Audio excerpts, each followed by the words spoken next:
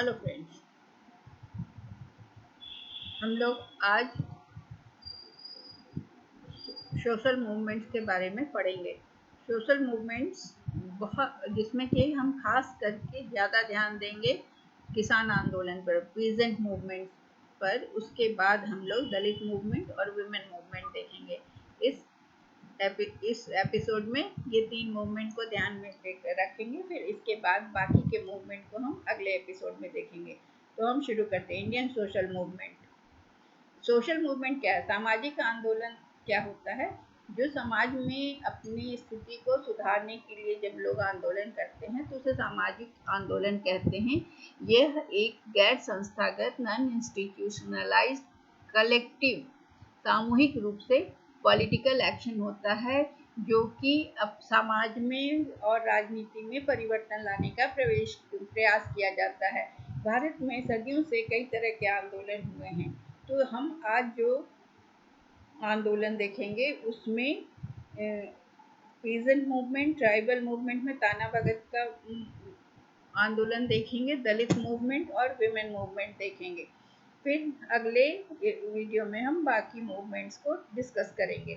तो पहला किसान आंदोलन को हम देखते हैं। किसान आंदोलन जो है उसमें से कुछ महत्वपूर्ण किसान आंदोलन हैं जिनके नाम इस तरह से हैं।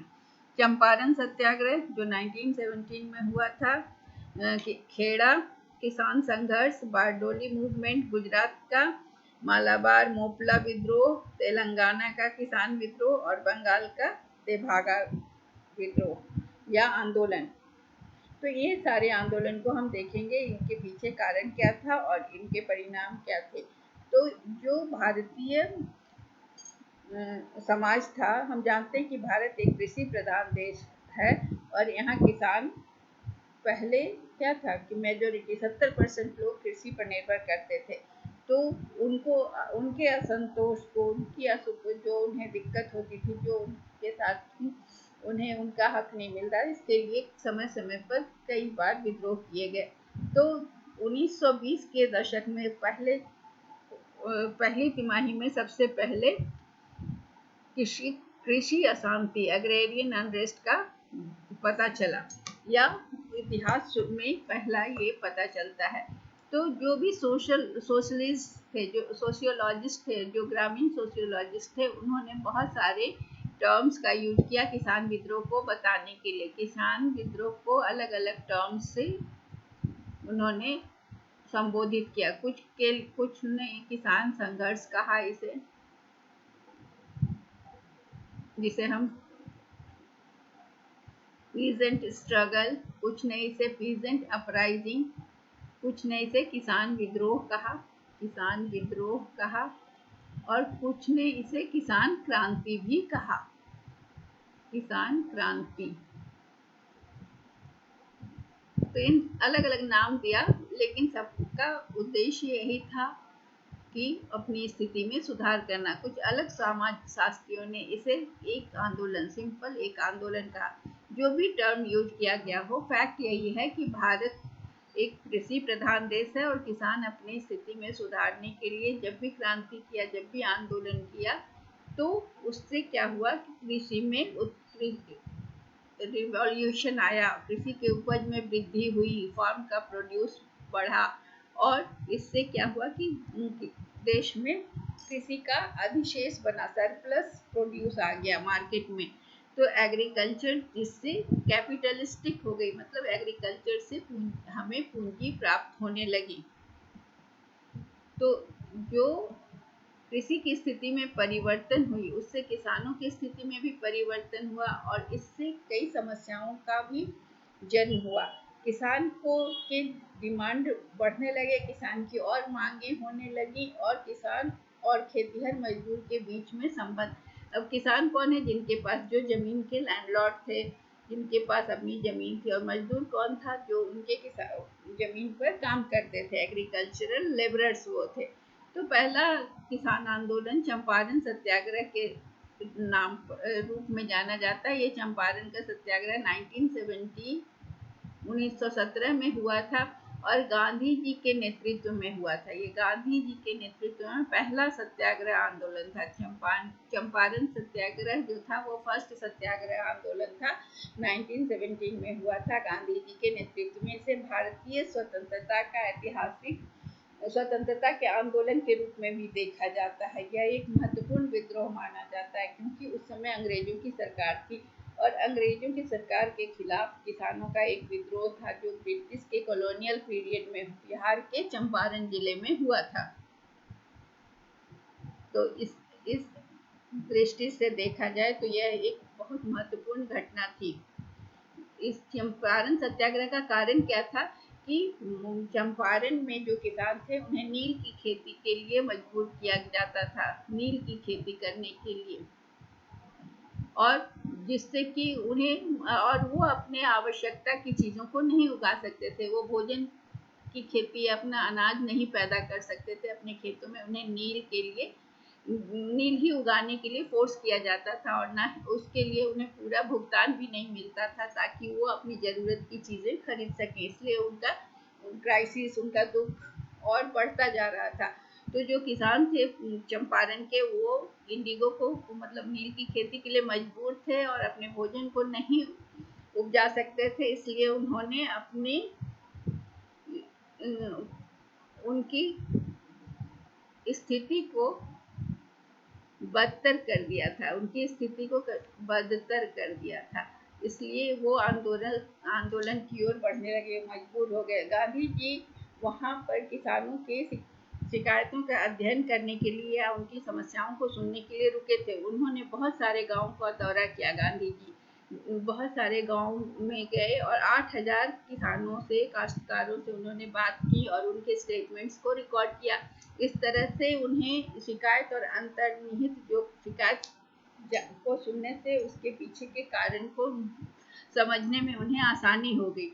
तो उनको यह पता चल गया कि जो किसान थे, जो खेती करते थे, जो काश्तकार थे, वो इग्नोरेंट थे, उनकी वो अज्ञान, उनको नॉलेज नहीं था। और इससे क्या हो रहा था कि यूरोपियन प्लांटर जो थे वो उनको सप्रेस करते थे, उनका शोषण कर रहे थे, उनका दमन कर रहे थे और जिससे किसानों में असंतोष था। तो गांधी जी ने क्या किया कि लोगों की आर्थिक और शैक्षिक स्थिति में सुधार करने के लिए कुछ स्वैच्छिक संगठनों की, वॉलंटरी ऑर्गेनाइजेशंस की स्थापना की और उन्होंने स्कूल खोले और स्वच्छता में, ताकि लोगों को स्वच्छता के बारे में शिक्षा दी जा सके, स्वच्छता का ज्ञान कराया जा सके।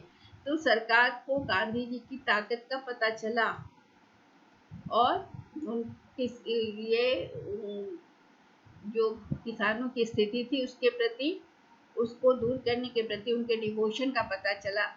तो उन्होंने क्या किया कि अंग्रेजों ने किसानों की शिकायतों की जांच के लिए एक कमेटी बनाई और उन्होंने गांधी जी को कहा कि उस कमेटी में वो आए और सर्व करें। तो गांधी जी सहमत हो गए। इसका रिजल्ट क्या हुआ कि कुछ ही महीनों में चंपारण एग्रेरियन बिल पास हुआ, मतलब किसानों के फेवर में एक बिल पास हुआ जिससे कि किसान को और मजदूरों को, कल्टीवेटर्स और लैंड के टेनेंट्स को बहुत ही सहूलियत मिली। दूसरा था किसान आंदोलन, जिसे हम खेड़ा पीजेंट स्ट्रगल कहते हैं। खेड़ा के किसानों के द्वारा किया गया संघर्ष। ये खेड़ा के किसान में वो पाटीदार, मतलब जो खेत के काम में काम करने में जो पाटीदार होते थे और कृषि में अपने कौशल के लिए जाने जाते थे। पाटीदार जो थे वो पढ़े लिखे होते थे। और खेड़ा जो है वो कहाँ है? खेड़ा गुजरात के सेंट्रल पार्ट में स्थित है। खेड़ा गुजरात के सेंट्रल पार्ट में स्थित है और यहाँ तंबाकू और कपास, टोबैको और कपास की खेती होती थी। तो खेड़ा, ये जमीन जो था खेड़ा वो बहुत उपजाऊ था और इसमें टोबैको और कॉटन की खेती होती थी। खेड़ा सत्याग्रह क्यों किया गया था? तो इसका खेड़ा सत्याग्रह सरदार के द्वारा शुरू किया गया था और इसका कब हुआ था ये सत्याग्रह? जब वो उस एरिया की अर्थव्यवस्था जो थी, खेड़ा की अर्थव्यवस्था थी, वो अकाल, कॉलेरा और प्लेग के चलते वो खत्म हो गई थी। और 1917 और 1918 में बॉम्बे प्रेसिडेंसी ने, जो बॉम्बे प्रेसिडेंसी यूरोपियन सरकार थी, उन्होंने हैजा के प्रकोप के बाद जब लोगों की आर्थिक स्थिति खराब थी तो उसने क्या किया था, 23% टैक्स में वृद्धि कर दिया था। तो एक तो बीमारी से लोग ऐसे ही परेशान थे, कृषि की अर्थव्यवस्था नष्ट हो गई थी और वैसे में इतना टैक्स बढ़ गया था, तो इसलिए ये संघर्ष शुरू हुआ। तो गांधी जी ने किसानों को संगठित किया और कहा कि वो 23% बढ़े हुए टैक्स का भुगतान नहीं करेंगे। तो अंततः क्या हुआ कि खेड़ा संघर्ष से सरकार को झुकना पड़ा और किसानों के साथ समझौता करना पड़ा। तीसरा किसान आंदोलन था बारडोली, जो कि गुजरात में हुआ था। बारडोली गुजरात में है। तो ब्रिटिश राज में ये सारे कुछ यूरोपियन, जब ब्रिटिश उपनिवेश था, हमारा देश उपनी कॉलोनी था, उसी समय हुआ था। तो ये बारडोली का सत्याग्रह 1925 में हुआ था, जो कि सविनय अवज्ञा आंदोलन जो था, सिविल ओबीडियंस का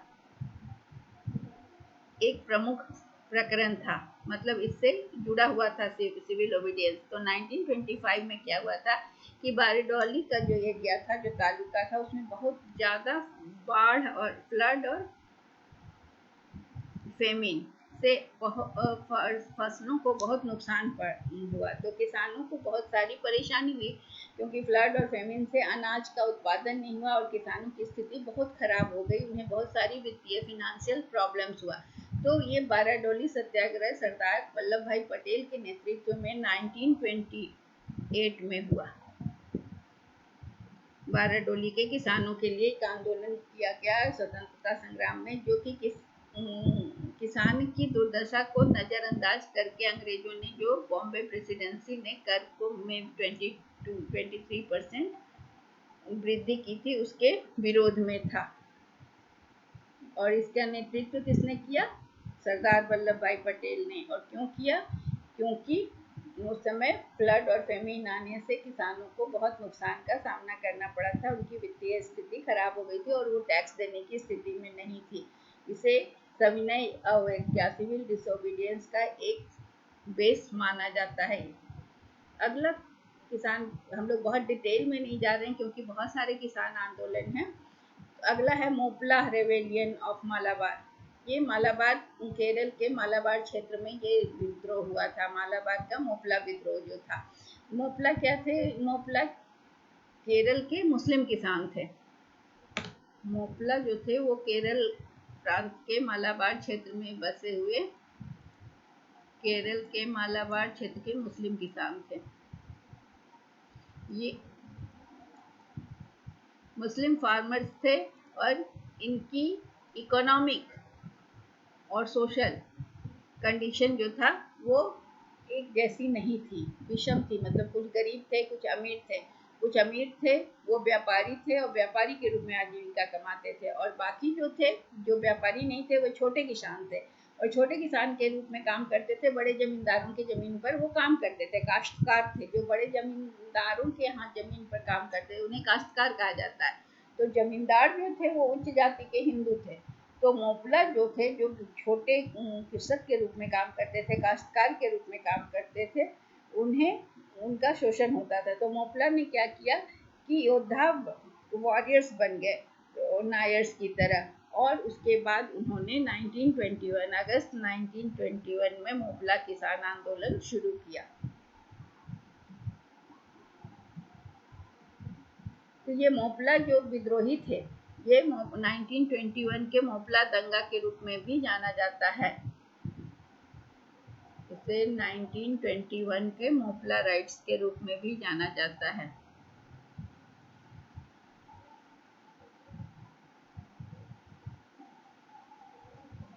और ये इसका क्या हुआ कि 19वीं और 20वीं शताब्दी में मालाबार जो था, उत्तरी केरल का हिस्सा, वो ब्रिटिश और हिंदू जमींदार जो भी थे, वो उनके खिलाफ, जो जमींदार थे उनके खिलाफ मपिला मुसलमान जो थे वो कई दंगा किए।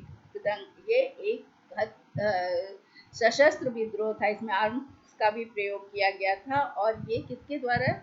नेतृत्व इसका किसने किया था? तो इसका नेतृत्व वरियाम कुनात कुजाहमद हाजी ने किया था।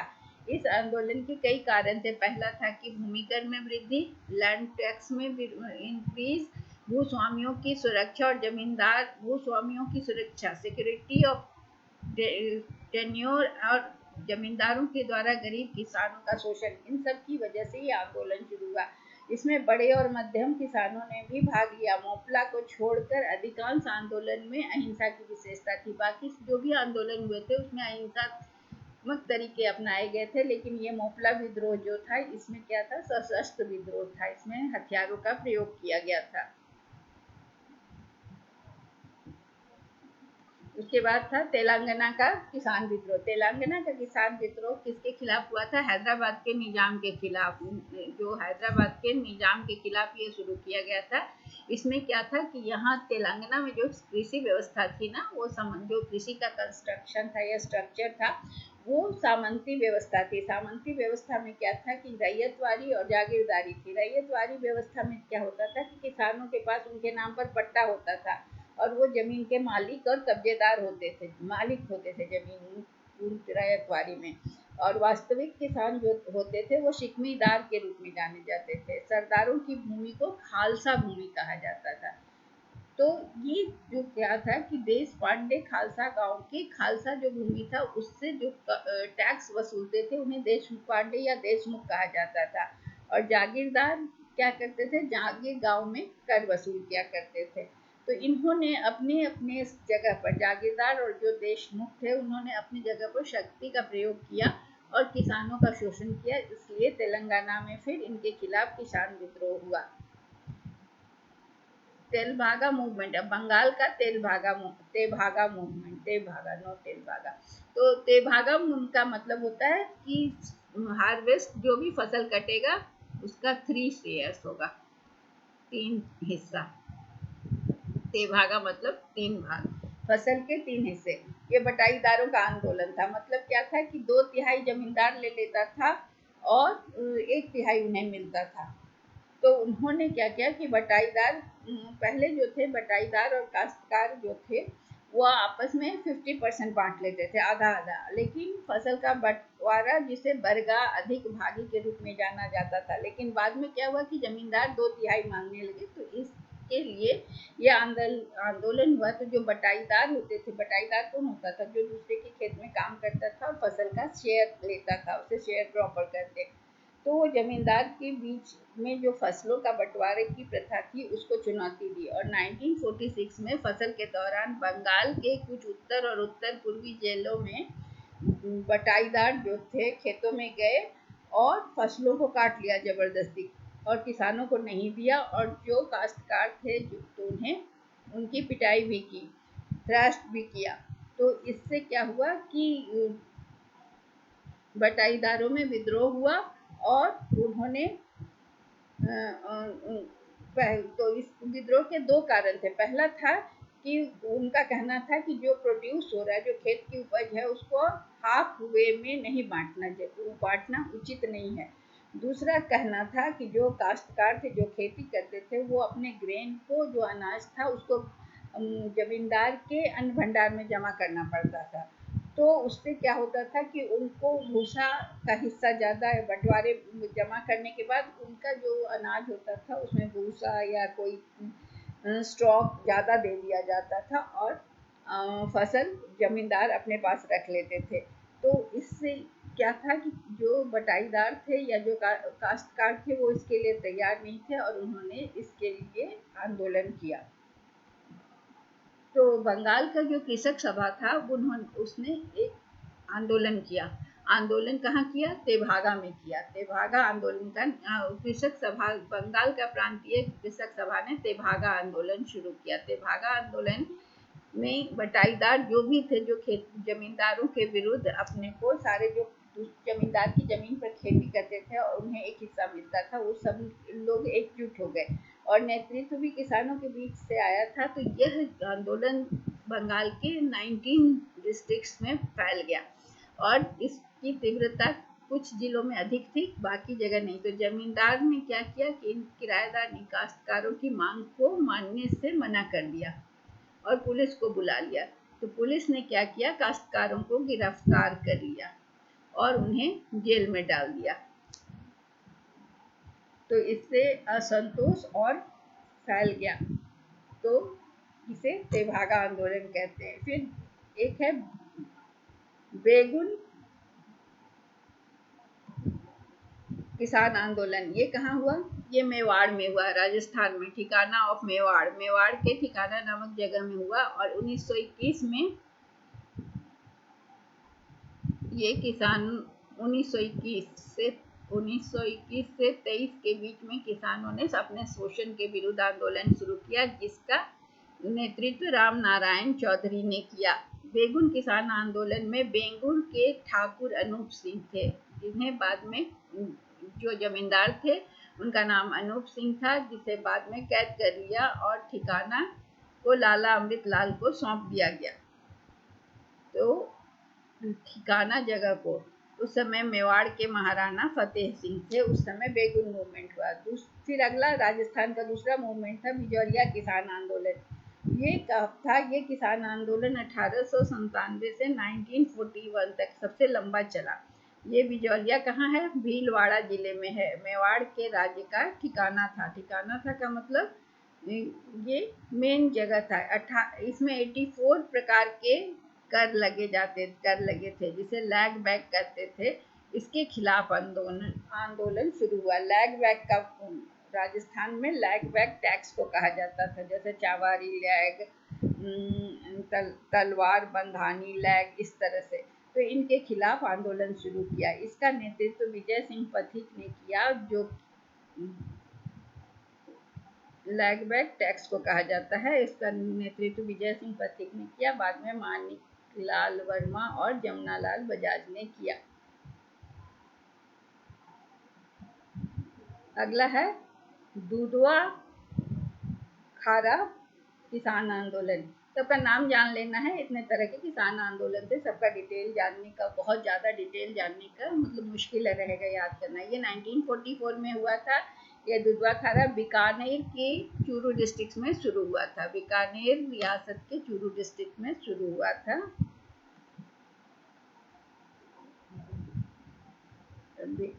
रजवाड़ा रियासत बोलते हो, हाँ, चूरू डिस्ट्रिक्ट में हुआ था। ये ठाकुर सूरजमल सिंह के अत्याचार के खिलाफ शुरू किया गया था। इसका नेतृत्व किसने किया था? हनुमान सिंह, पंडित मंगाराम वैद और उनकी बहन खैटूबाई। तो ये हुआ दुधवा खारा, जो कि बीकानेर के चूरू डिस्ट्रिक्ट में हुआ था। 1944 में हुआ था, ठाकुर सूरजमल सिंह के अत्याचारों के खिलाफ। फिर था एक ही पीसेंट मूवमेंट, मतलब एक ही किसान आंदोलन। ये भील जनजाति मोतीलाल तेजावत के नेतृत्व में भोमट क्षेत्र में हुआ था। भोमट रीजन 1920 में भील ट्राइब के मोतीलाल तेजावत के द्वारा कौन सा मूवमेंट किया था? एक ही पासवान, एक ही पीसेंट, मतलब एक ही किसान आंदोलन। तो सामाजिक टेंशन जो भी हुआ वो कोस्टल आंध्रा रीजन में हुआ। ये प्रोटेस्ट कहाँ से शुरू हुआ? ये विद्रोह कहाँ से शुरू हुआ? तो जो कि सुरक्षा आंध्र प्रदेश के निर्माण के दौरान वादा किए गए सुरक्षा गार्डों को लागू करने के लिए एक छात्र की भूख हड़ताल के साथ ये विरोध शुरू हुआ। और ये आंदोलन धीरे धीरे बढ़ते बढ़ते अलग तेलंगाना राज्य की मांग की ओर चला गया, जो कि तेलंगाना की स्थापना करके ही माना। फिर अब एक किसान मूवमेंट है नीम चूना किसान मूवमेंट। इसमें क्या था? ये अलवर, ये भी राजस्थान का है, अलवर जिले में, जो कि अलवर के राजा महाराज जय सिंह ने 1924 में लगान के टैक्स को, लैंड का जो टैक्स है उसमें वृद्धि कर दिया। इसके विरोध में हुआ। तो इसमें क्या हुआ कि राजपूत किसानों ने यह आंदोलन शुरू किया अलवर में, और सरकार ने एक जांच आयोग का गठन किया और महाराजा जय सिंह ने इस विद्रोह को कुचलने का भी कोशिश किया अपने बल के द्वारा, फोर्स के द्वारा। तो 14 मई 1925 को नीम चूना में करीब 800 किसान एकत्रित हुए, जिस पर सेना ने गोली चला दी। तो इसको महात्मा गांधी ने जलियांवाला बाग से भी चरम माना, मतलब इससे भी बढ़कर जलियांवाला बाग मसाकर से भी इसे ज़्यादा एक्सट्रीम माना, और इसे यंग इंडिया में डायरीज डबल डिस्टिल्ड कहा। तो ये क्वेश्चन इम्पॉर्टेंट है कि what is diary double distilled, किसके द्वारा कहा गया और कहाँ कहा गया और किस घटना को कहा गया। तो नीम चूना किसान आंदोलन को यंग इंडिया में डायरीजन डबल डिस्टिल्ड करा दिया महात्मा गांधी ने, क्योंकि वहाँ 800 किसान जो नीम चूना में एकत्र हुए थे महाराजा जय सिंह के कर लगाने जाने के विरोध में, तो उस पर उन्होंने गोली चलवा दी थी। तो ये जालियाबाग के मसाकर से भी ज़्यादा चरम इसे माना गया। फिर अब आता है ट्राइबल मूवमेंट का एक मूवमेंट हमने यहाँ लिया है, ताना भगत मूवमेंट।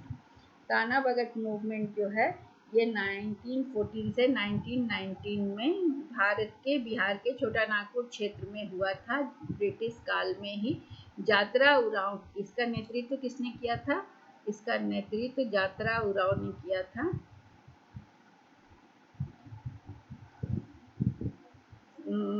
किसने किया था जात्रा उरांव के नेतृत्व में? ताना भगतों ने।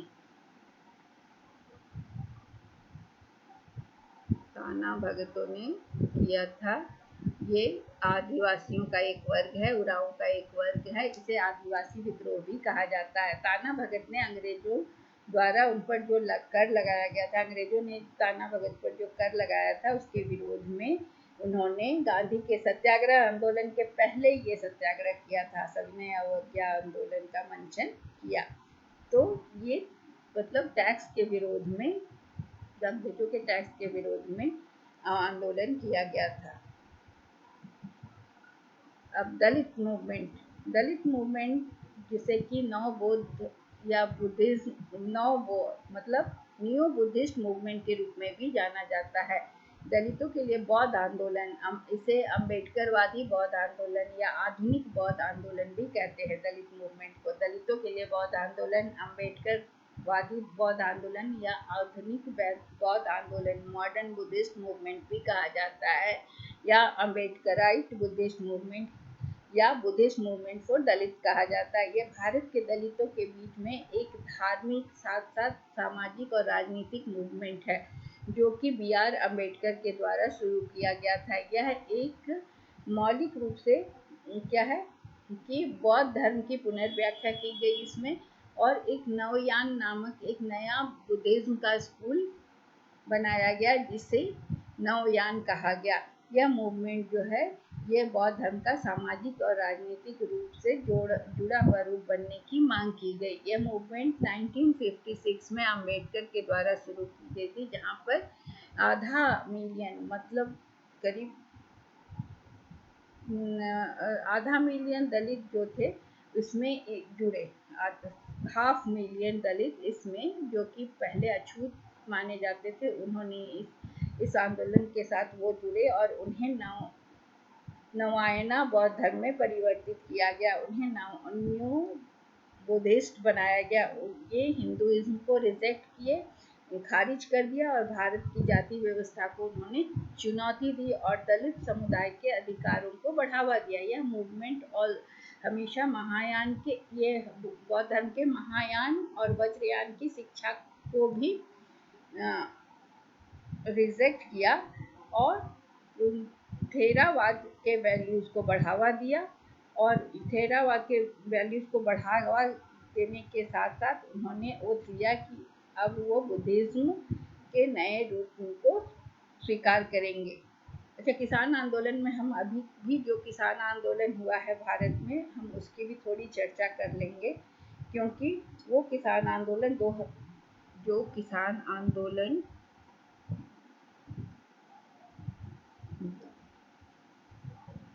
2020-21 में हुआ, वो 3 फार्म एक्ट के अगेंस्ट हुआ, 3 फार्म्स एक्ट के अगेंस्ट हुआ, जो कि पार्लियामेंट ऑफ इंडिया के द्वारा पास किया गया था, जिसे फार्म बिल्स कहा जाता है। इसे इन्होंने बहुत सारे फार्मर एसोसिएशन ने इसे एंटी फार्म लॉज कहा और इसका विरोध किया। इसमें क्या था कि इसमें किसानों ने मिनिमम सपोर्ट प्राइस की बात की कि minimum support price MSP bill लाने की बात कही उन्होंने, ताकि कॉरपोरेट जो है उनके प्राइस को कंट्रोल नहीं कर सके। और दूसरा उन्होंने फार्मर सोसाइटी को भी ध्यान में रखते हुए उसके लिए फार्मर्स की इनकम को बढ़ाने की बात कही गई और फूड सिक्योरिटी के पैरामीटर्स को अपनाने के लिए कहा गया। तो ये तो अभी का जो किसान आंदोलन था 2021 में, 2020 और 21 का, इसे भी आप याद रखेंगे।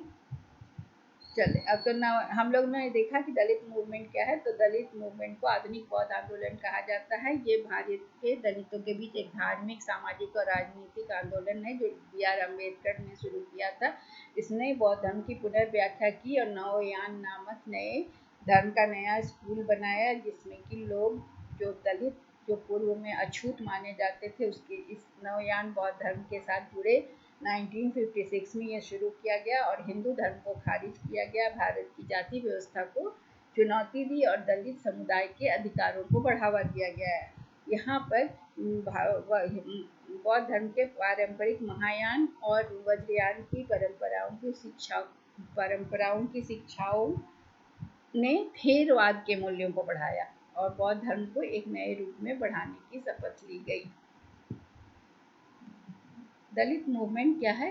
एक ऐसा संघर्ष है जो कि उच्च जातियों के सामाजिक और सांस्कृतिक आधिपत्य को चैलेंज करता है, उस पर हमला करता है, उसके खिलाफ संघर्ष है। यह जनता का एक आंदोलन है जो भाषण, साहित्य, नाटक, गीत, सांस्कृतिक संगठन और सभी कल्चरल ऑर्गेनाइजेशंस के लिए की आवश्यकता को महसूस करता है।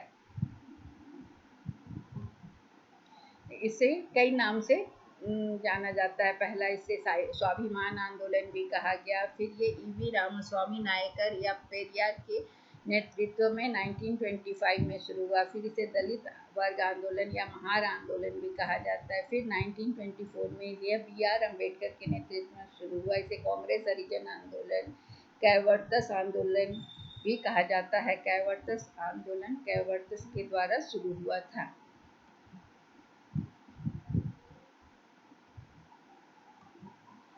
ये दलित आंदोलन का उद्देश्य है शिक्षा और संघ। और इसका आदर्श वाक्य क्या था? इस दलित आंदोलन का आदर्श वाक्य था, मोटो क्या था? शिक्षा,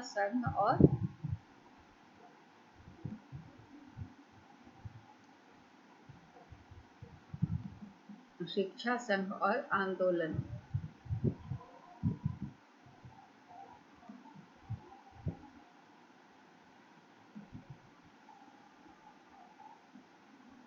ठीक है। यह इसे आंदोलन इसलिए कहा जाता है कि इसका नेतृत्व दलितों ने हिंदू समाज की सभी जातियों में समानता की बात के लिए, समानता की मांग के लिए किया गया था। इसका मुख्य उद्देश्य यही था कि समाज में एक ऐसा समाज की स्थापना हो जिसमें सभी लोग को समान अधिकार मिले। सोशल इक्वलिटी, सामाजिक समानता पर आधारित समाज की स्थापना करने की मांग थी।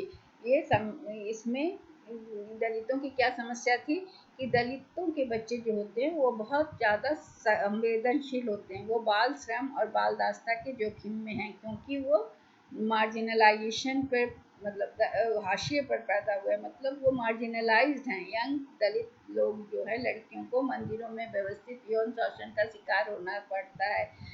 कहा जाता है कि उन्हें यौन शोषण का शिकार होना पड़ता है। ये भी कहा जाता है कि उन्हें राजनीतिक भागीदारी में उन्हें समानता नहीं मिलती है।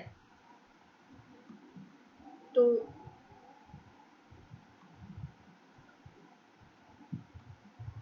इसका मेन इशू क्या है कि दलित जो थे, ये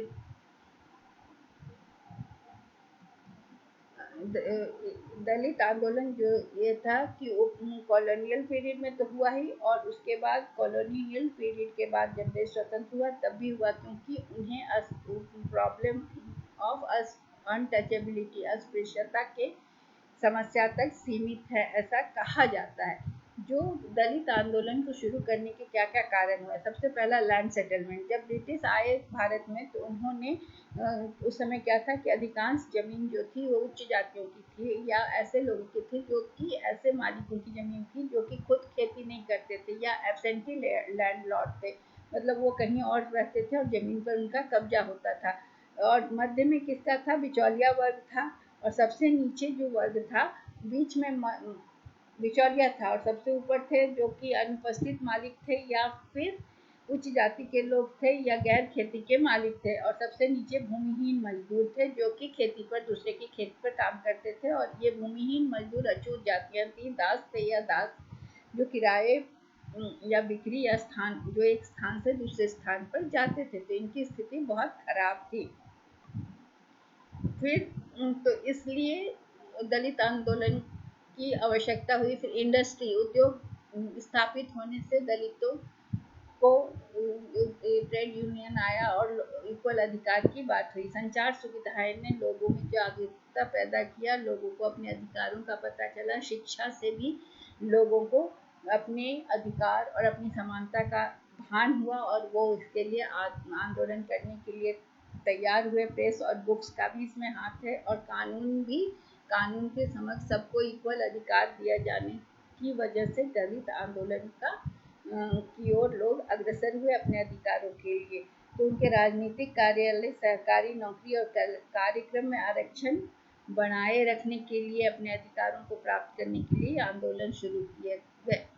अम्बेडकर ने दलितों के लिए क्या किया? अम्बेडकर ने 1930 के दशक के दौरान दलितों के आंदोलन अधिकार के लिए महत्वपूर्ण पूरा आंदोलन शुरू किया, पूर्ण आंदोलन, जिसमें कि सभी उन्होंने क्या क्या मांग की? सार्वजनिक पेयजल का स्रोत। पहले क्या था कि तालाब कुआं से दलित पानी नहीं ले सकते थे, तो उन्होंने मांग किया कि ये कुआं, सार्वजनिक जो है तालाब है, वो सबके लिए खुले और सभी जाति के लोग मंदिर में प्रवेश कर सके। पहले दलितों को मंदिर में घुसने, कहा जाता है कि पहले दलितों को मंदिर में प्रवेश करना नहीं दिया जाता था, तो अम्बेडकर ने इसकी मांग की।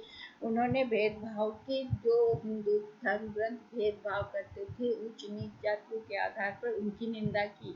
और नासिक के कालाराम मंदिर में प्रवेश करने के लिए प्रतीकात्मक व्यवस्था की प्रदर्शन की।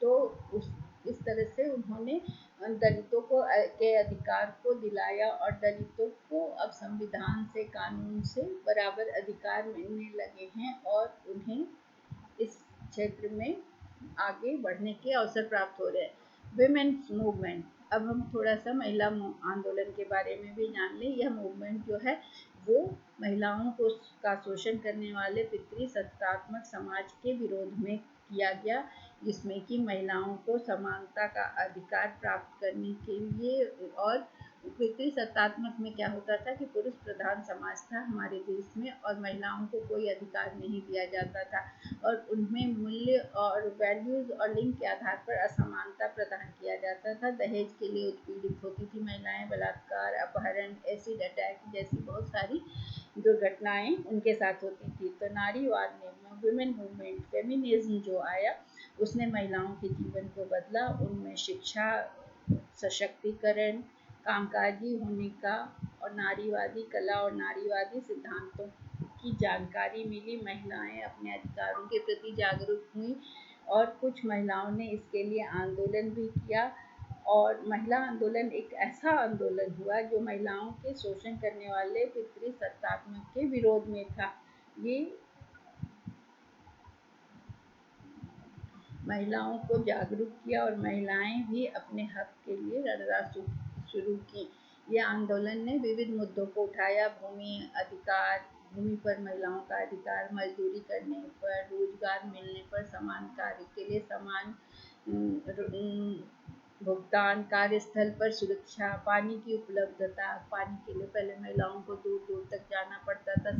प्रकृति का विनाश, दलितों का मेहनत कर जनता का उत्पीड़न, शोषण, इन सब के खिलाफ कई महिलाओं ने उत्साह और जिम्मेदारी के साथ भाग लिया और अपने अधिकारों को प्राप्त करने की कोशिश की। नारीवादी आंदोलन, महिला आंदोलन को नारीवाद के रूप में भी जाना जाता है, वुमेन्स मूवमेंट या फेमिनिज्म के रूप में पुरुषों और महिलाओं के बीच असमानता द्वारा बनाए गए महिलाओं के मुद्दों को। ये जो फेमिनिस्ट मूवमेंट है, यह एक ऐसा श्रृंखला है जो कि कट्टरपंथी पुरुषों और के विचारों को बदलना, उदारवादी सुधारों को लाने की दिशा में कार्यरत है। सावित्रीबाई फुले महिला आंदोलन की अगुआ थी। भारत में उपमहाद्वीप में उन्होंने महिलाओं का पहला स्कूल शुरू किया। ताराबाई शिंदे, जिनका नाम स्त्री पुरुष तुलना में आधुनिक भारतीय नारीवादी पाठ माना जाता है। पंडित रमाबाई समाज सुधारक, भारतीय महिलाओं के मुक्ति के लिए चैंपियन के रूप में जानी जाती हैं। तो इस तरह से महिला आंदोलन का मुख्य उद्देश्य था महिलाओं की जो स्थिति समाज में एक पीड़िता के रूप में थी, उन्हें उनके अधिकारों को दिलाना और उन्हें पुरुषों के बराबर अधिकार प्राप्त करना, समाज में निर्णय लेने और समाज के सभी कार्यों में बढ़ चढ़कर हिस्सा ले, इसकी दिशा में उन्हें उन्मुख करने के लिए किया गया। So that's all for today. Thank you.